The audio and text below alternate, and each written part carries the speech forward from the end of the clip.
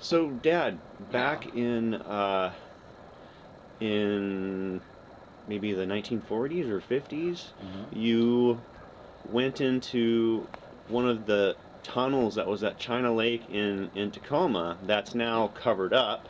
Um, but what can you tell me about those tunnels, or what do you remember? Okay. Um, uh, well, that would have been in the late 40s, around 1946 or 47, probably.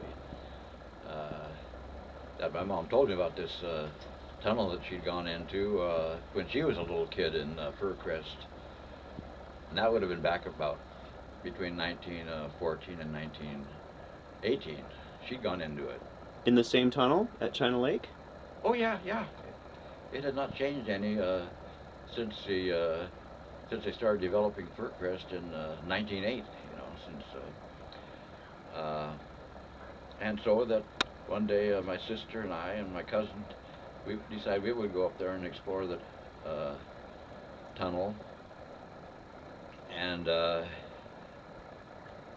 think my mom showed me where it was, so we went in there. And the entrance was real small. You had to get down on your stomach and kind of squeeze through the entrance. It was big enough to get to, but you had to lay on your stomach to get into it. And once you got in there, opened up wide, and you could stand up in it, and it's maybe 6 or 7 feet high.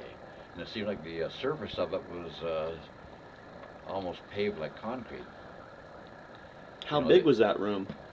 well, this was not a room. This was just a tunnel Hmm. going through. It was kind of round top, and it had the, I guess you call it the hard pan glacial gravel, but it was compacted and it wasn't collapsing or anything. It seemed quite safe. How far back did you go? Well, we went about maybe 100 yards, and it was where it was like that, a big tunnel like that. And then we got to another. We got to the end of that, and we had to again. There'd been a collapse or something, so we had to get back on our stomach again and kind of wiggle through another small hole, uh, maybe a foot or two high and a foot or two wide. You had to get on your stomach again, and you could crawl into that. And then that rose up into you had to go up a little bit, so there'd been a collapse or something. So you had to climb up just maybe 3 or 4 feet, and there was another just big room there, and it was fine. Uh, Was you there any like made things like chairs or anything like in there, or No, not at the time. I had heard there were before, but at the time we went in there, there weren't any old did the Chinese. tunnel go further back, like, or did you Okay, just sort of stop? then we had to get into another uh, uh, small hole where we had to go through on our stomachs and go down a little bit. Because that big room was an area where it had collapsed from above, so everything was raised maybe 3 or 4 feet, so it was up a little bit high. And we had to go down through another uh, small tunnel where you had to get into it first, and then you could walk just maybe another 50 feet or so. And then it came to an old wooden pipe, probably water pipe that they had probably installed when the fur crest was first opened up, to put a water or sewer system or something through there.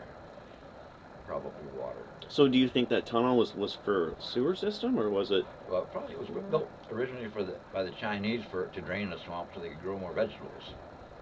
But that the stories that the kids heard were that it was used for smuggling stuff, the Chinese for smuggling stuff from where to where, I don't know. And that it opened out down by the bay downtown someplace. There was other entrances, but I think that is just myth more than fact. I suspect that probably the main purpose of the tunnel was to drain the swamp. Anyway, wow, that's really neat story. And Did Grant? Oh, hold oh, on. anyway, I'd be scared to go in there now because I'd be afraid of a collapse. If anything would collapse when you're in there, nobody had been able to figure out where we were or where to dig to find us or anything. So you had heard about other tunnels in Tacoma too Well, back then? there were I think there were some Rumors? tunnels down by the waterfront that They may even know where there are some down there. The Chinese probably Yeah. dug them too, because you know Chinese started digging tunnels 3 or 4 thousand years ago in that loess soil, that windblown soil in a certain part of China where the Chinese civilization first developed, and they knew how to do it. They knew how to dig tunnels. Now, Uncle Don, I didn't get to interview Don before he passed away, but what's the story that Don has from there, from going in the tunnel? Well, I think he said he found some old Chinese artifacts in there, but I think his imagination maybe was running away with it. I don't know, but because he was with me some of the first times I went in there, I believe, because Don moved up from California in 1946. Oh, Yeah, he was born in Inglewood, California, oh, a okay. suburb of Los Angeles. Oh, okay. Hmm. Oh, great. Thanks, Dad.